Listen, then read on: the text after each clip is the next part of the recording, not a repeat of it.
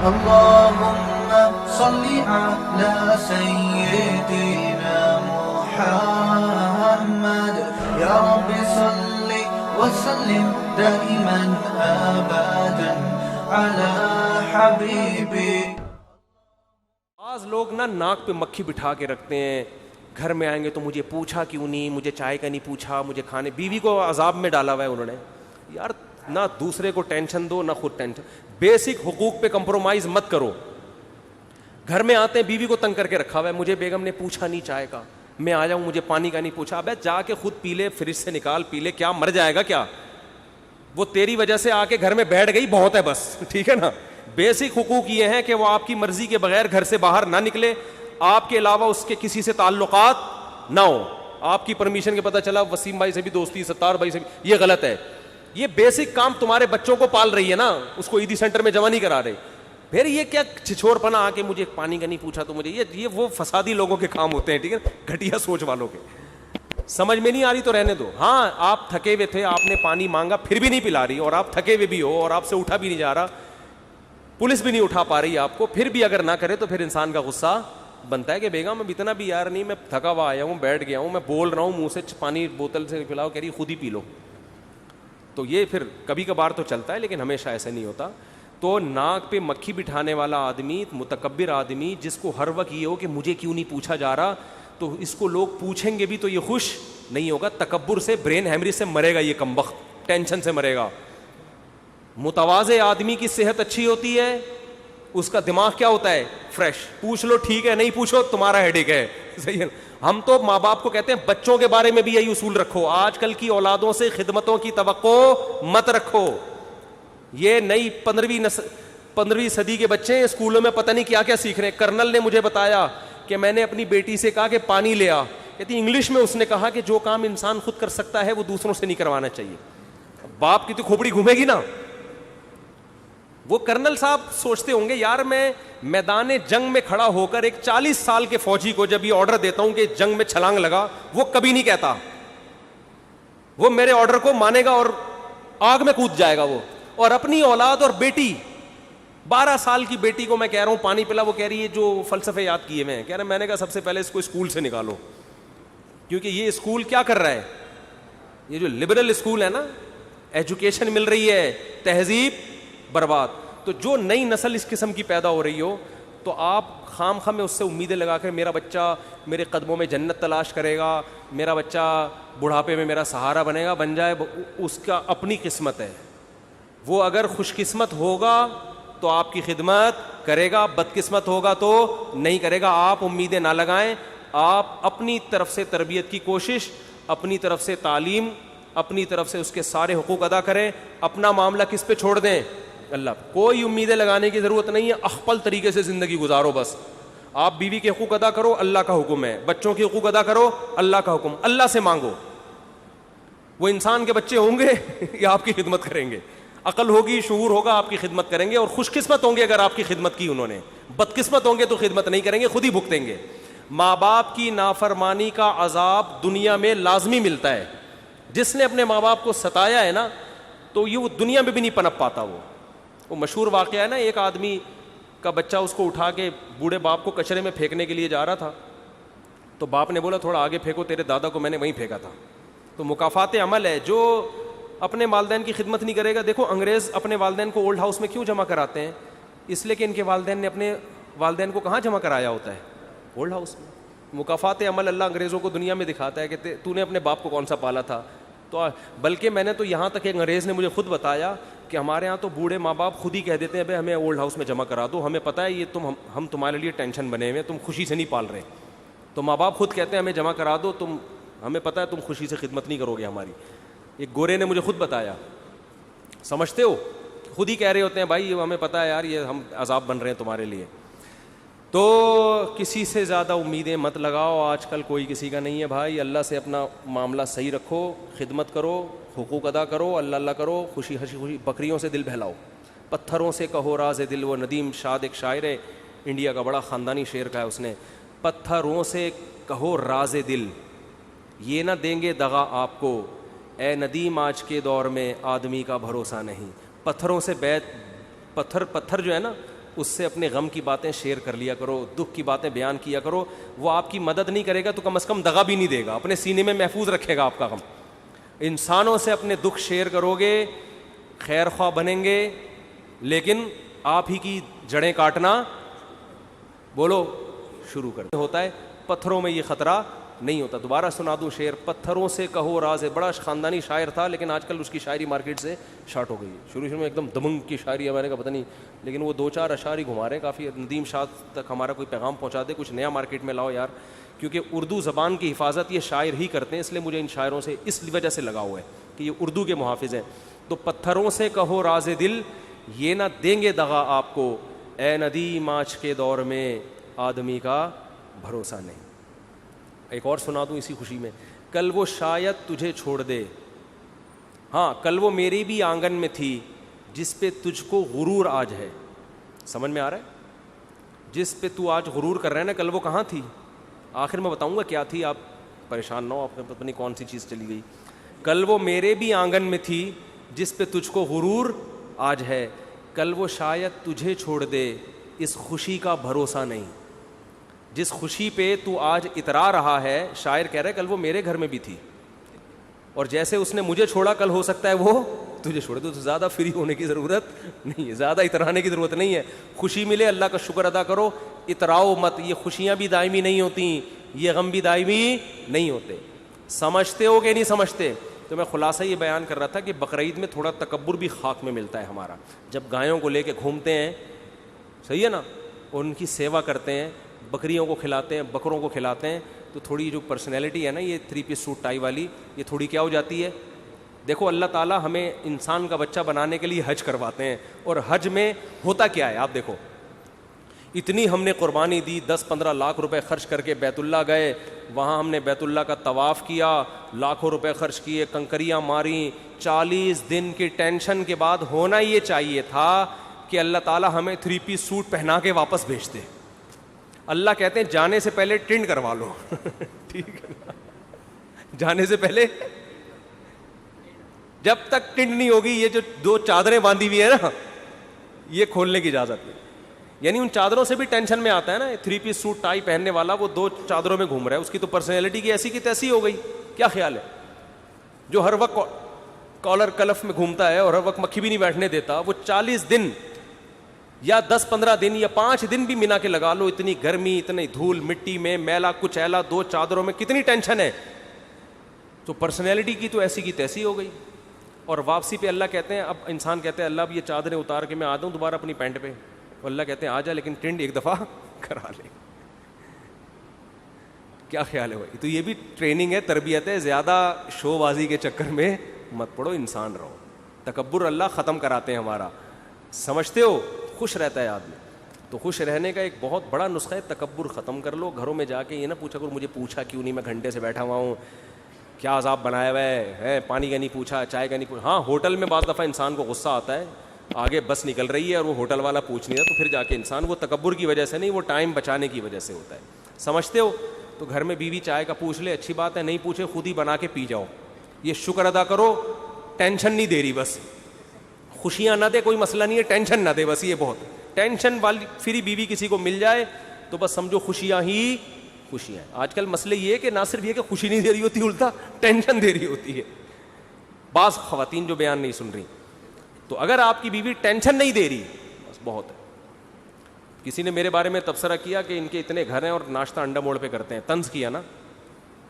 تو میں نے کہا میرا گھر میں اللہ کا شکر ہے ناشتہ مجھے ملتا ہے, تو مجھے وہ پراٹھے اچھے لگتے ہیں باہر کے, وہ گھر میں بن نہیں سکتے وہ, تو اس لیے کھا رہا ہوتا ہوں. تو فسادی لوگ ہیں, کچھ بھی کرتے رہتے ہیں بیٹھ. یوں بھی تو کر سکتے تھے, اتنے اچھے ہیں کہ ناشتے کی ٹینشن بھی گھر والوں کو نہیں دی انہوں نے,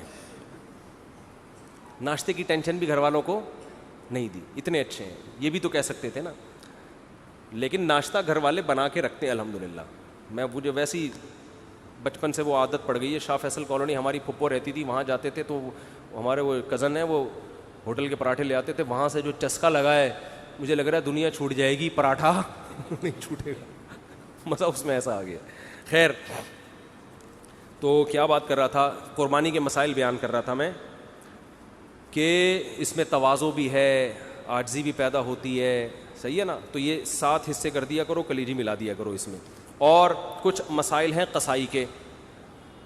قصائی لوگ ایک بہت بڑی بددیانتی یہ کرتے ہیں کہ 4 رگیں کاٹنے کے بعد اندر بھی چھرا مارتے ہیں اس کے جانور کو جلدی ٹھنڈا کرنے کے لیے. یہ عمل خلاف سنت ہے. 4 رگیں کاٹ کے چھوڑ دیں, بلڈ نکلنا چاہیے جانور کا, تھوڑی دیر تڑپے گا, بلڈ اس کا نکل جائے گا, گوشت صاف ہو جائے گا. لیکن کسائی کے پاس ٹائم نہیں ہوتا. بار بار کہتا ہوں کہ جو لوگ جانور پر تھے, جیسے ہی 4 رگیں کٹیں وہ جانور کو چھوڑ کے کسائی پہ آ جائیں وہ سارے کے سارے. اس کو کنٹرول کرنے کی اب ضرورت ہے, وہ کنٹرول سے باہر ہوتا ہے. اس کو کھڑا کر دیں, بولے جب اس کو تڑپنے دو, یہ جب یہ مر جائے گا, حلال ہو جائے گا, اس کے بعد آپ کو کھال اتارنے کی اجازت ہوگی. سمجھتے ہو کہ نہیں سمجھتے؟ ایک اہم مسئلہ یہ بھی ہے کہ جانور جب ذبح ہو رہا ہوتا ہے, کٹ رہا ہوتا ہے, تو لوگ اس کو ایک انٹرٹینمنٹ کا سما بنایا ہوا ہوتا ہے. یہ بالکل غلط ہے. چیخو پکار, شور شرابہ, یہ عبادت کا عمل ہے, عبادت کے طریقے پر ہونا چاہیے. دعا پڑھنی چاہیے, انی وجہت وجہی للذی فطر السماوات والارض. نہیں یاد ہے تو دیکھ کے پڑھ لیں. دعا کے بغیر بھی قربانی ہو جاتی ہے, لیکن عبادت کا موقع ہے, ذکر اذکار ہونا چاہیے, تکبیر ہونی چاہیے. لیکن یہ جو شور شرابہ, ہلا گلا, یہ بالکل شریعت کے خلاف ہے. بچوں کو کنٹرول کرنا چاہیے. ٹھیک ہے, اس سے پہلے وہ گھما رہے تھے جانور, انجوائے کر رہے تھے, اچھی بات ہے. لیکن جب ذبح ہونے کا ٹائم ہے, اس وقت یہ شور شرابہ, سیٹیاں, اچھل کود, یہ بالکل عبادت کے مزاج کے خلاف.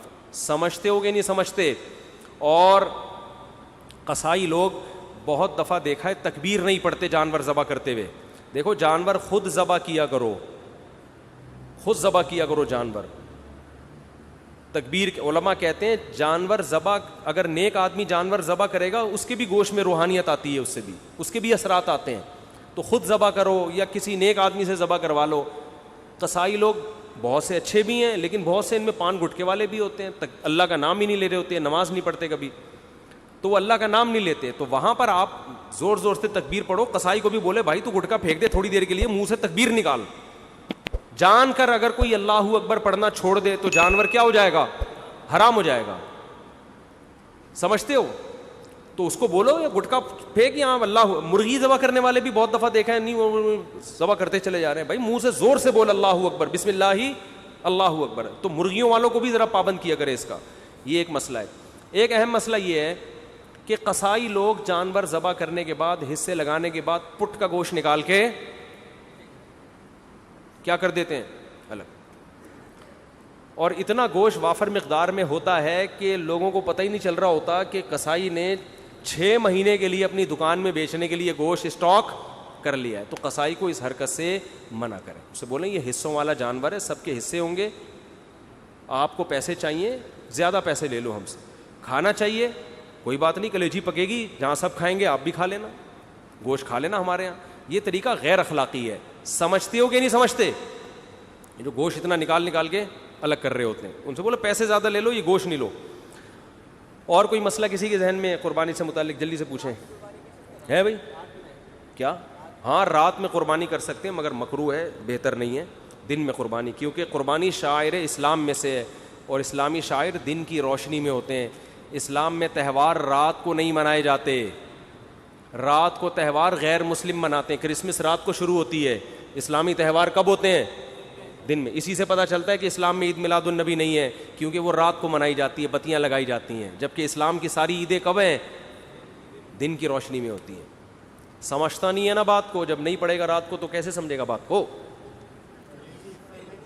کلیجی بھی حصے میں آتی ہے, 7 حصوں کی کلیجی کر دیں, تھوڑی سی بچا لیں آخر میں گوشت میں تقسیم کرنے کے لیے, اور 7 کلیجیوں میں تھوڑا تھوڑا گوشت ڈال دیں تاکہ کلیجی بھی کمی بیشی ہو تو وہ گوشت کے مقابلے میں ہو جائے. ارشاد. مرحومین کا, کئی مرحومین کا بھی ایک حصہ لے سکتے ہیں. نبی نے پوری امت کی طرف سے ایک حصہ کیا, تو ایک مرحوم کی طرف سے بھی کر سکتے ہیں. اب علماء کا اس میں اختلاف ہے کہ آپ نے اگر ایک حصے میں سارے مرحومین کی نیت کر لی تو وہ گوشت, وہ ثواب ڈیوائیڈ ہوگا یا نہیں ہوگا؟ بعض کہتے ہیں ڈیوائیڈ نہیں ہوگا, بلکہ سب کو پورا پورا ثواب ملے گا. وہ اس کی مثال آگ کی دیتے ہیں کہ ایک آگ ہے, آپ جتنے بھی اس سے چراغ روشن کرو اس آگ میں کمی نہیں ہوتی. لیکن بعض علماء اس کے قائل ہیں, اور یہ بھی مضبوط قول ہے, کہ وہ ڈیوائیڈ ہو جائے گا. سمجھتے ہو؟ وہ کیا ہو جائے گا؟ ڈیوائیڈ ہو جائے گا. 2 کی طرف سے کی تو آدھا ایک کو پہنچے گا, آدھا دوسرے کو, تو دونوں قول ہیں. سمجھتا نہیں ہے نا بات. تو بہتر ہے کہ والدین میں سے ہر ایک کے لیے الگ, کسی کے والدین مرحوم ہے تو ایک ایک پورا پورا حصہ دونوں کی طرف سے ڈال لیں. ارشاد کچھ کہہ رہے تھے آپ, پوچھ لیں, پھر سارا دن فون بجتا رہتا ہے, پوچھتے رہتے. پائے کا کیا, ابھی بتا رہا ہوں پائے کا کیا ہو, پائے پکانے کا طریقہ بتاتا ہوں. جی ہاں, بعض غیر مسلم قصائی بن کے گھوم رہے ہوتے ہیں, تو اس کا بھی خیال کریں. مسلمان ہونا چاہیے. ہندو کا ذبیحہ حلال نہیں ہے, اسی طرح مشرک کا ذبیحہ بھی حلال نہیں ہے. کوئی اپنے آپ کو مسلمان کہتا ہے لیکن ختم نبوت کا منکر ہے, یا رسول اللہ صلی اللہ علیہ وسلم کو صاف لفظوں میں حاضر ناظر مشکل کشا کہتا ہے بغیر کسی تعویل کے, تو چاہے دیوبندی ہو, چاہے اہل حدیث ہو, چاہے بریلوی ہو, وہ تو مشرک ہے نا. نبی کو علی الاطلاق مختار کل مانتا ہے کہ اللہ نے سارے اختیارات نبی کو بھی دے دیے ہیں, تو یہ تو شرک ہے کھلا ہوا. تو کوئی بھی مشرک چاہے دیوبندی ہو, چاہے اہل حدیث ہو, چاہے بریلوی ہو, اس کا ذبیحہ حلال نہیں ہے. یہ امام مالک کا قول ہے, امام احمد بن حنبل اور امام شافعی کا, کہ ایک گھر میں ایک قربانی کافی ہے, پورے گھر والوں کی طرف سے ہو جاتی ہے. اور ان کی دلیل بعض اسلاف کے اقوال ہیں, بعض تابعی ہیں ان کے اقوال ہیں. امام ابو حنیفہ کا موقف یہ ہے کہ جو بھی صاحب نصاب ہے اس پر الگ سے قربانی واجب ہے, ایک قربانی سب کی طرف سے کافی نہیں ہے. اور امام ابو حنیفہ کے قول کو ہم دو وجہ سے فالو کرتے ہیں. ایک تو یہ کہ ہم امام حنیفہ کو بر صغیر میں ان کے فقہ کو فالو کیا جاتا ہے, ایک وجہ تو یہ. دوسرا, امام حنیفہ کا موقف اس بارے میں دلیل کے لحاظ سے بھی بہت مضبوط ہے. وہ اس لیے مضبوط ہے کہ حدیث میں آتا ہے من وجد سعۃ لأن یضحی فلم یضحی فلا یقربن مصلانا, کہ جس کے پاس گنجائش تھی قربانی کی اور اس نے نہیں کی قربانی, وہ ہماری عیدگاہ کے قریب بھی مت آئے. تو اس میں نبی نے مرد اور عورت کا فرق نہیں کیا, شوہر بیوی کا نہیں کیا, باپ بیٹے کا نہیں کیا, جس کے پاس بھی استطاعت ہے. سمجھتے ہو؟ نمبر 2, دوسری حدیث, دوسری بات کہ اسلام میں کوئی بھی عبادت ایسی نہیں ہے جو ایک کرے تو دوسری کی طرف سے کافی ہو جائے. وہ تو قربانی بھی ایک عبادت ہے, تو اس میں یہ کیسے ہو سکتا ہے کہ ایک کرے تو دوسرے کی طرف سے کافی ہو جائے؟ عبادت تو ہر ایک پر الگ واجب ہوتی ہے نا. زکوٰۃ میاں بیوی دونوں کے پاس سونا ہے تو دونوں پہ الگ الگ زکوٰۃ ہے. تو قربانی بھی ایک مالی عبادت ہے. حج بھی دونوں پر الگ الگ ہے. حج بدل میں تو ایک وصیت کرتا ہے کہ میری طرف سے پیسہ بھی دے رہا ہوتا ہے, تو وہ تو اس کا نائب بن کے الگ سے اس کی طرف سے حج کر رہا ہوتا ہے, تو وہ بھی ایک حج دو آدمیوں کی طرف سے کافی نہیں ہوتا. تو قیاس کے لحاظ سے بھی امام حنیفہ کا موقف بہت مضبوط ہے, اور حدیث کے لحاظ سے بھی امام حنیفہ کا موقف بہت مضبوط ہے. اور اس لحاظ سے بھی مضبوط ہے کہ جب دلائل میں تعارض ہوتا ہے تو اصول یہ ہے کہ عبادت میں احتیاط کے پہلو کو ترجیح دی جاتی ہے, کیونکہ عبادت کس کا حق ہے؟ اللہ کا. تو احتیاط کا تقاضا بھی یہ ہے کہ اگر بیوی مالدار ہے تو اس پہ الگ سے قربانی واجب ہو, شوہر مالدار ہے تو اس پر الگ سے واجب. اور صحابہ کے دور میں اگر ایسی روایت ہمیں ملتی ہے نا کہ ایک نے سب کی طرف سے کی, تو اس کی وجہ یہ کہ اس دور میں عام طور پر گھر کا سربراہ ہی مالدار ہوا کرتا تھا, باقی تو سارے اس کے ماتحت ہوتے تھے. یہ رواج نہیں تھا کہ بیگم صاحبہ الگ کما رہی ہیں, میاں صاحب الگ ارننگ ہے اس کی, بیٹا الگ کما رہا ہے, یہ اس دور میں ہوا نہیں کرتا تھا عام طور پہ, تو اس لیے گھر کا سربراہ ہی کرتا تھا. آج کل بیٹے کی ارننگ بعض دفعہ باپ سے زیادہ ہوتی ہے, بیوی کے پاس سونا شوہر سے زیادہ ہوتا ہے, یہ بہت دفعہ ہو رہا ہے, تو وہ زیادہ مالدار ہے. تو اس لیے جو ہماری نظر میں راجح قول ہے, لیکن اختلافی مسئلہ ہے, عرب علماء کہتے ہیں ایک خاندان کی طرف سے ایک کافی ہے, لیکن ہماری نظر میں ایک تو بر صغیر میں فقہ حنفی کو فالو کیا جاتا ہے. ایک ملک میں اگر کسی فقہ کو فالو کیا جا رہا ہے تو آپ 1.5 انچ کی الگ سے مسجد کیوں بنا رہے ہو؟ یہ بھی تو غلط ہے نا, اس سے بھی تو اختلاف پیدا ہوتا ہے. تو جب سے اسلام آیا ہے بر صغیر میں فقہ حنفی ہی کی شکل میں آیا ہے, تو فقہ حنفی کو فالو کیا جاتا رہا ہے. تو اس لیے بھی, اور اس لیے بھی کہ دلائل کے لحاظ سے بھی امام ابو حنیفہ کی بات بہت زیادہ مضبوط ہے. تیسرا اس لیے بھی کہ عبادت میں جب دونوں قول ملتے ہیں تو احتیاط کا تقاضا یہ ہے کہ اس قول پر عمل کیا جائے جس میں احتیاط زیادہ ہو. سمجھتے ہو؟ اور چلو بھائی, کوئی مسئلہ, پائے کی تقسیم کیسے ہو؟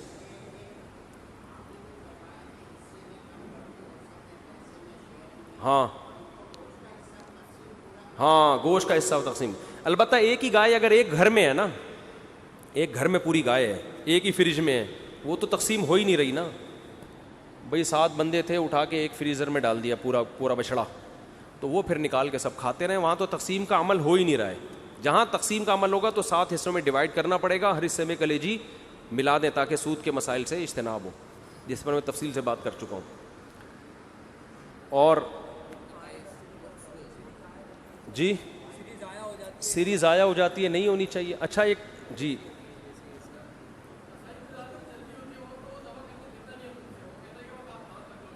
نہیں، ہاتھ رکھنے سے نہیں ہوگا. قصائی کے کونی پہ ہاتھ رکھ لیا تو قصائی ذبح ہو سکتا ہے، اس سے جانور ذبح نہیں ہو سکتا. چھری پہ ہاتھ رکھ کے چلائیں. ہاں قصائی کو بولے تیرے پاس ٹائم نہیں ہے تو پھر آیا کیوں، ادھر بیٹھ آرام سے. میں نے بتایا نا گائے کو کنٹرول کرنا اتنا مشکل نہیں، قصائی کو کنٹرول کرنا زیادہ مشکل ہے. دو قصائی کو کنٹرول کرنے کے لیے الگ سے بلائیں، ٹھیک ہے نا. تو اچھا ایک اور اہم بات تھی ابھی بھی، ہاں بہت اہم ترین بات کھوپڑی میں آئی ہے. دیکھو نبی صلی اللہ علیہ وسلم نے فرمایا ایمان کا سب سے لاسٹ اور آخری درجہ ہے اماطۃ الاذی عن الطریق، راستے سے اذی کو ہٹانا. یعنی اذی کہتے ہیں تکلیف دہ چیز کو بھی اور گندگی کو بھی. عربی میں اذی کسے کہتے ہیں؟ کانٹا، گٹر کا ڈھکن کھلا ہوا ہے، یہ تکلیف دہ ہے نا، کوئی گرے گا. پتھر پڑا ہوا ہے راستے میں، گاڑی غلط پارک ہوئی ہوئی ہے، یہ تکلیف دہ چیز ہے. اور اذی کا مطلب گوبر پڑا ہوا ہے، کوئی گند پڑا ہوا ہے، یہ بھی اذی میں داخل ہے عربی میں، ٹھیک ہے. تو آپ صلی اللہ علیہ وسلم نے فرمایا کوئی شخص گزر رہا ہے اور راستے میں اسے کوئی تکلیف والی چیز یا گندگی والی چیز نظر آئی جس سے لوگوں کو کراہت ہوتی ہے، وہ اسے راستے سے نہیں ہٹاتا، تو حدیث میں ہے کہ یہ ایمان کے آخری درجے پہ بھی بولو نہیں، یعنی اتنی آخری درجے کی نیکی بھی کم بخت نہیں کر رہا، تو یہ مومن کہلانے کا مستحق نہیں ہے. سمجھ رہے ہو؟ آپ سوچو کہ جو تکلیف دہ چیز کو نہیں ہٹا رہا وہ مومن نہیں ہے، تو جو تکلیف دہ چیز پھینک رہا ہے وہ مومن کیسے ہو گیا؟ نہیں آ رہی بات. قربانی کرنے والے تکلیف دہ چیز نہیں بلکہ تکلیف دہ چیزیں روڈوں پہ پھینکتے ہیں.